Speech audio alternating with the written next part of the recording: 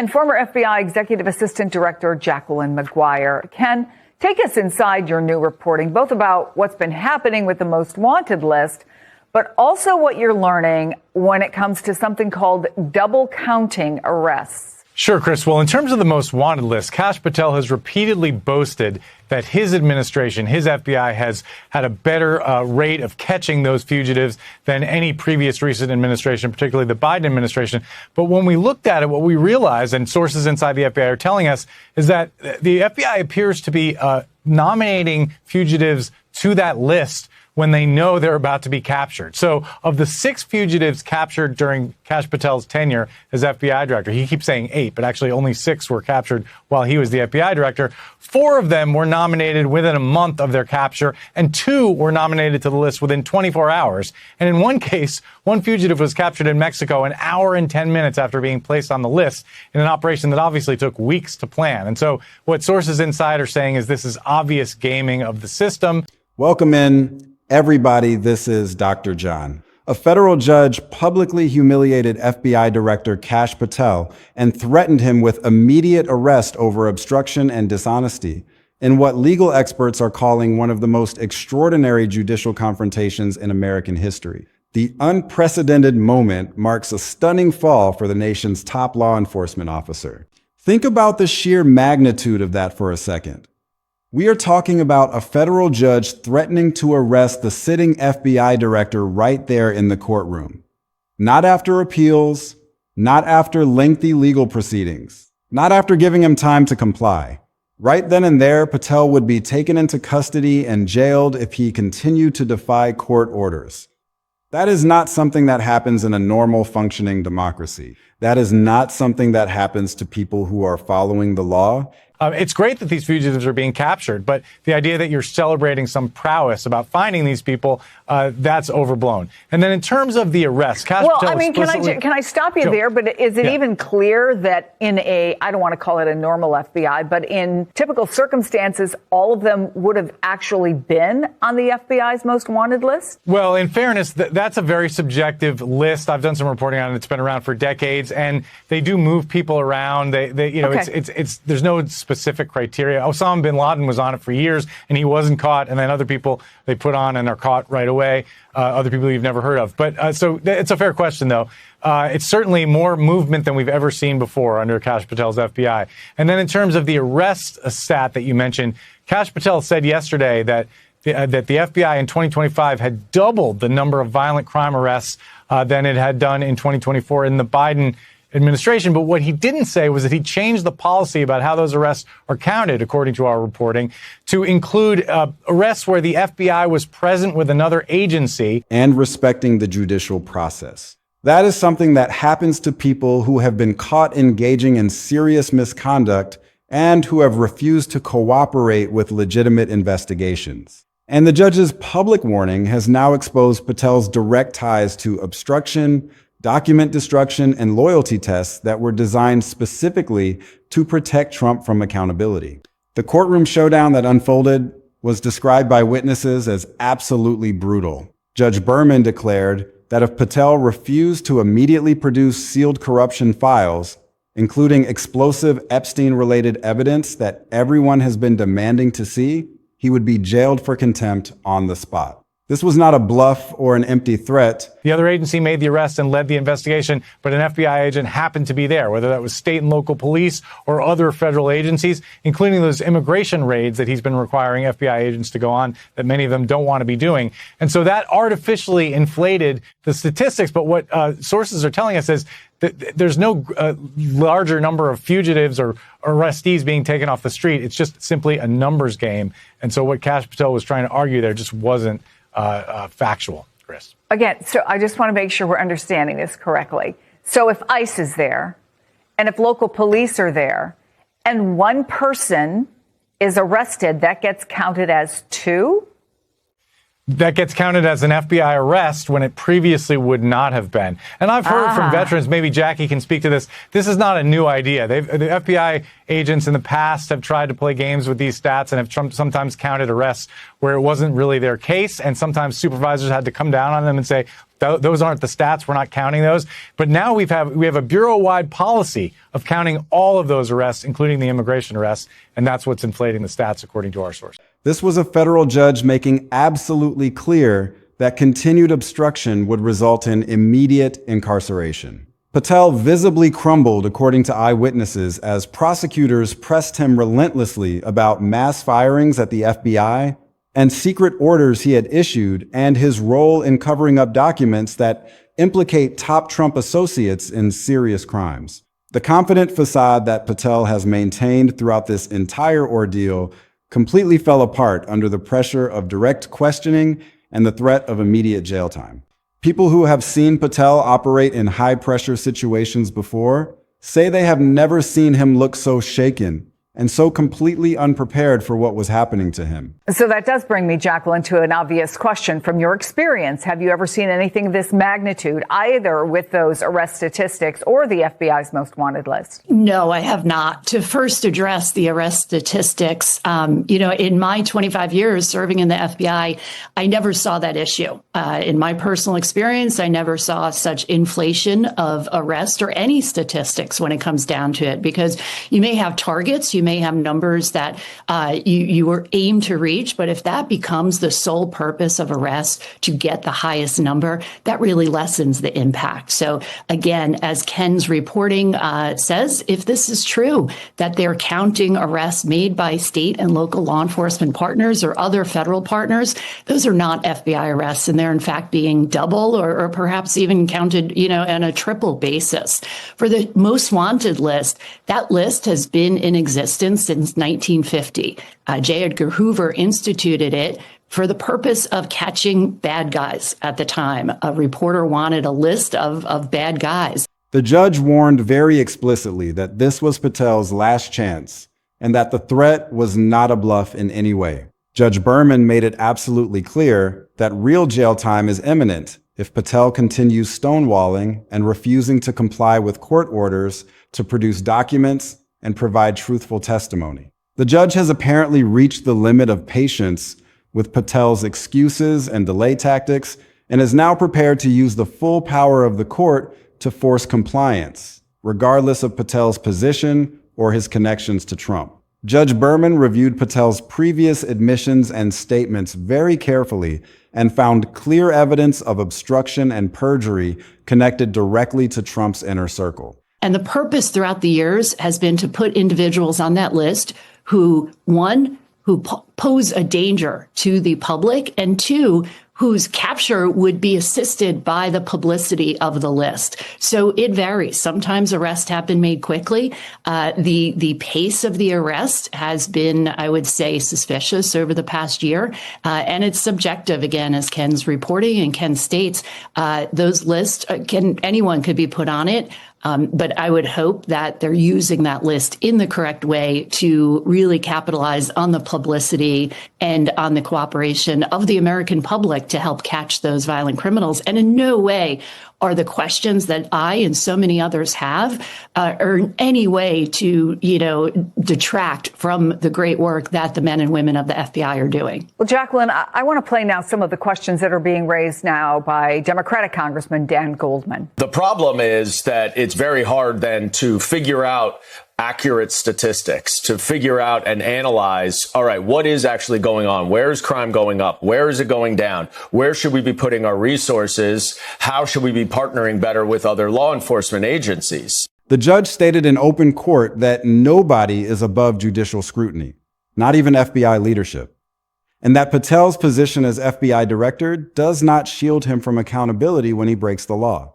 This is a significant statement because it establishes that even the most powerful law enforcement officials in the country must comply with court orders and cannot hide behind their positions when they engage in criminal conduct. Patel was caught removing evidence from locations where it should have been preserved for investigations. He was caught forcing loyalty tests on FBI employees to determine who was sufficiently loyal to Trump and who might cooperate with investigations. He was caught acting as a political weapon for Trump rather than as an independent law enforcement official serving the public interest. All of this was detailed in court with specific examples. And the judge noted that each instance is grounds for serious criminal charges that could result in years in prison if Patel is convicted. Now let's back up and really understand what happened in that courtroom and why this represents such a catastrophic moment for Kash Patel and for Trump's entire strategy of avoiding accountability through obstruction. The details of this confrontation are absolutely crucial to understanding the magnitude of what we are witnessing. This is not just another legal setback. This is potentially the moment when everything Trump has been trying to prevent through loyal appointments and institutional control starts to unravel in a very public and very damaging way.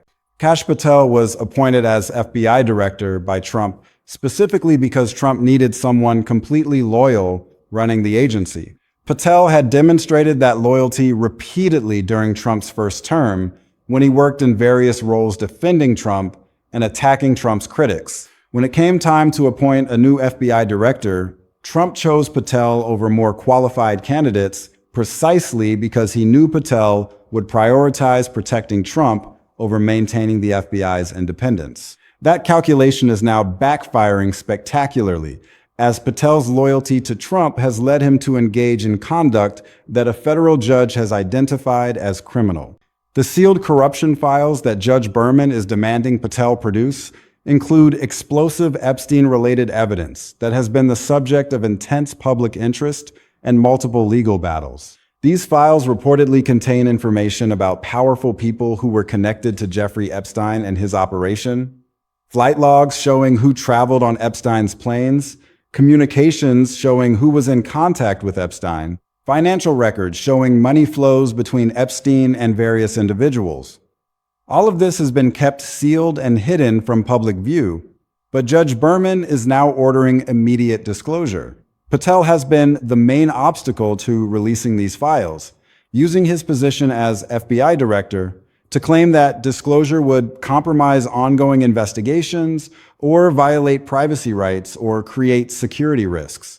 Judge Berman reviewed these claims carefully and determined that they are not legitimate legal barriers, but rather manufactured excuses designed to keep damaging information hidden. The judge found that Patel has been abusing his authority to obstruct the release of evidence that the public has a right to see and that other investigators need to complete their work. The mass firings at the FBI that prosecutors questioned Patel about are a separate but related scandal. Shortly after taking over as FBI director, Patel reportedly fired or forced out dozens of senior FBI officials who were seen as insufficiently loyal to Trump. These were career professionals who had served under multiple presidents and who were dedicated to the FBI's mission of independent law enforcement. Patel replaced them with people whose primary qualification was loyalty to Trump rather than experience or competence in law enforcement. The loyalty tests that Patel implemented are particularly troubling because they represent a fundamental corruption of the FBI's mission. FBI employees were reportedly required to demonstrate their loyalty to Trump personally rather than to the Constitution or to the rule of law. Employees who were suspected of being willing to cooperate with investigations into Trump or his associates were targeted for removal or reassignment. The entire culture of the FBI was being transformed from an independent law enforcement agency into a political operation designed to protect Trump. The secret orders that Patel issued are another major concern that came up in the courtroom confrontation. These were apparently orders to destroy documents, or to move evidence, or to stop certain investigations without proper justification. When prosecutors asked Patel about these orders, he struggled to provide explanations that made sense. The orders appear to have been designed to obstruct ongoing investigations and to hide evidence of wrongdoing by Trump and his associates. Each order potentially represents a separate count of obstruction of justice. The evidence that Patel removed from FBI facilities is at the center of the criminal charges he now faces. Removing evidence that is under investigation or that has been subpoenaed is a serious crime. It shows consciousness of guilt and an intent to obstruct justice.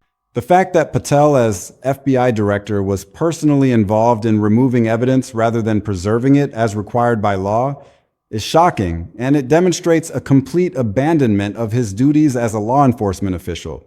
The Department of Justice is now formally investigating Kash Patel, which is extraordinary given that he is supposed to be the director of the FBI. The head of one of the premier law enforcement agencies in the world is under criminal investigation by the Department of Justice for obstruction and perjury and conspiracy. Media coverage of this situation is intensifying by the hour, and congressional hearings have been scheduled to expand the investigation beyond just Patel to include Trump himself and White House staff and other allies who may have participated in or facilitated the obstruction.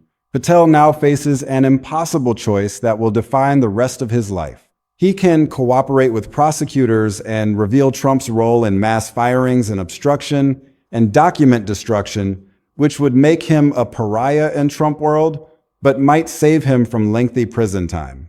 Or he can continue to stonewall and protect Trump and his allies, which the judge has made clear will result in jail time and the loss of all institutional protection that comes with his position. There is no middle ground anymore, and Patel has to decide very soon which path he is going to take. The fact that a federal judge is threatening immediate arrest of an FBI director is unprecedented in American history, and it shows just how serious the misconduct must be. Judges do not make these kinds of threats lightly, especially against high-ranking government officials. The fact that Judge Berman is willing to jail Patel on the spot tells you that the evidence of criminal conduct is overwhelming, and that the judge believes Patel represents a threat to the integrity of ongoing investigations if he is allowed to remain free and in his position.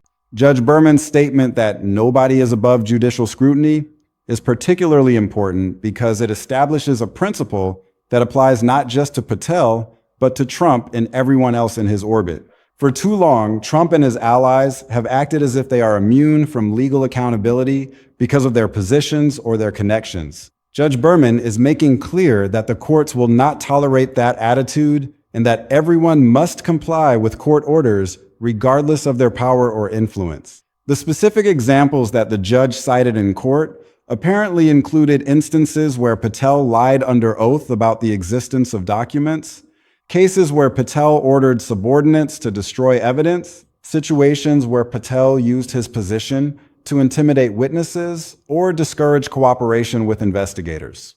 Each of these examples was documented with evidence, including emails and witness testimony and forensic analysis of computer systems. This is not speculation. This is documented criminal conduct that can be proven in court. The DOJ investigation of Patel is being conducted by career prosecutors who are independent of political influence. These are not Trump appointees. These are professionals who have been investigating public corruption for years and who know how to build cases against powerful defendants. The fact that they are willing to investigate an FBI director shows how serious they believe Patel's misconduct has been. They apparently have evidence that goes beyond what has been disclosed publicly, and they are preparing charges that could result in significant prison time if Patel is convicted. Congressional hearings that have been scheduled will provide another forum for exposing Patel's conduct and Trump's role in directing or facilitating it. Members of Congress from both parties have expressed concern about the politicization of the FBI under Patel's leadership. They want to know who ordered the mass firings and the loyalty tests and the document destruction. They want to know whether Trump was directly involved in these decisions or whether Patel was acting independently. The hearings will put Patel under oath again and will give him another opportunity to either tell the truth or dig himself deeper into legal jeopardy. The media coverage of Patel's courtroom collapse is intensifying because reporters understand that this story has major implications for Trump's legal and political future. If Patel cooperates with prosecutors, then he could provide evidence that directly implicates Trump in obstruction and conspiracy. If Patel goes to jail for refusing to cooperate, then that itself becomes a major story about the lengths to which Trump loyalists are willing to go to protect him. Either way, this is a story that will dominate headlines for weeks or months. The impossible choice that Patel now faces is genuine, and it explains why he looks so shaken in court. If he cooperates, He betrays Trump and becomes a target for Trump's supporters, who will view him as a traitor. His career in Republican politics and conservative circles would be over. But if he refuses to cooperate, he goes to jail and faces years in prison for crimes that he committed in service of protecting Trump. That is not a theoretical possibility anymore. Judge Berman has made absolutely clear that jail time is imminent if Patel continues to stonewall. The implications of this courtroom showdown extend far beyond just Kash Patel's personal legal jeopardy. This represents a potential breaking point where Trump's strategy of installing loyal officials to protect him from investigations falls apart completely. If Patel goes to jail or decides to cooperate, then other officials who have been protecting Trump may decide that loyalty is not worth the personal cost. The entire firewall that Trump has tried to build around himself could collapse very quickly once one person breaks ranks. The precedent that this case sets for other Trump loyalists is significant. Everyone who has been protecting Trump by withholding evidence or lying to investigators or obstructing proceedings is now watching what happens to Patel. They are seeing that judges are willing to impose serious sanctions, including immediate arrest. They are seeing that the DOJ is willing to investigate and prosecute even high-ranking officials. And they are calculating whether their own loyalty to Trump is worth the personal cost. Some of them are going to decide that it is not. The mass firings and loyalty tests at the FBI represent a fundamental corruption of law enforcement that has created lasting damage to the agency's independence and effectiveness. The FBI is supposed to be an independent law enforcement agency that investigates crimes without regard to political considerations. Under Patel's leadership, it became a political operation focused on protecting Trump and attacking his enemies. Career FBI agents who were dedicated to the agency's mission were pushed out and replaced with Trump loyalists. Repairing this damage will take years, even after Patel is removed from his position. The agents who were fired or forced out cannot simply be rehired because many of them have moved on to other careers. The institutional knowledge and experience that was lost cannot be easily replaced. The culture of independence that was corrupted will need to be rebuilt through careful leadership and clear demonstration that political loyalty is no longer valued over professional competence and ethical conduct. The Department of Justice investigation of Patel creates a remarkable situation where the nation's premier law enforcement agencies are in conflict. The DOJ is investigating the director of the FBI for crimes related to his conduct as FBI director. This is not supposed to happen in a functioning system where both agencies are working together to enforce the law. The fact that it is happening shows how badly Trump's politicization of these agencies has damaged their normal operations. Career prosecutors at DOJ who are investigating Patel are doing so because they believe he has committed serious crimes that cannot be ignored, even given his position. These prosecutors understand the sensitivity of investigating an FBI director, but they apparently believe the evidence is strong enough to justify proceeding.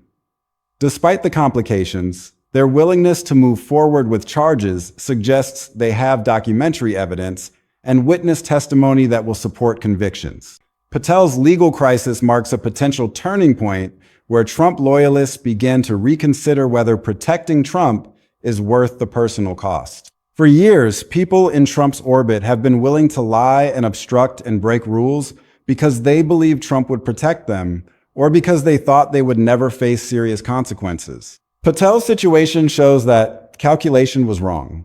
Trump cannot protect his loyalists from determined judges and prosecutors, and the consequences are very real, including prison time for those who refuse to cooperate. We may now see a cascade of cooperation where officials who have been protecting Trump decide to save themselves by providing evidence against him. Once one person breaks ranks, others feel less pressure to remain loyal. If Patel decides to cooperate and testify against Trump, then other officials may follow his lead. Each cooperator provides more evidence that can be used against Trump and creates more pressure on remaining loyalists to make deals before it is too late. The link between Patel's downfall and Trump's political future is direct. Trump's entire political message has been built around the idea that he is being unfairly persecuted by biased investigators and hostile judges. That message becomes much harder to sustain when the people he appointed to protect him are being arrested and charged with crimes for trying to obstruct legitimate investigations. Voters who might have been sympathetic to Trump's claims of persecution may reconsider when they see evidence of actual criminal conduct by Trump appointees. The unprecedented nature of threatening an FBI director with immediate arrest sends shockwaves through the entire federal law enforcement community. Every official who has been participating in or facilitating obstruction is now on notice that they could face similar treatment. Judges are no longer willing to tolerate defiance of court orders, no matter how powerful the defendant. Prosecutors are willing to bring charges against even the highest-ranking officials. The message is clear: comply with the law or face serious consequences. The ripple effects for political accountability extend well beyond this specific case.